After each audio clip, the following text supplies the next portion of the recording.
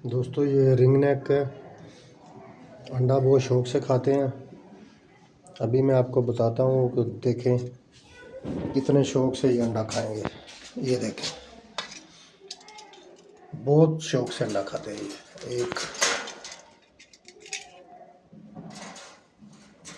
ये तो अभी इसकी बारी है।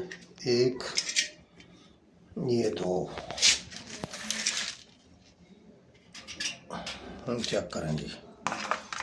ये बड़े शौक़ से खाते हैं। ये चेक करें ये कितने शौक़ से अंडा खा रहा है। ये भी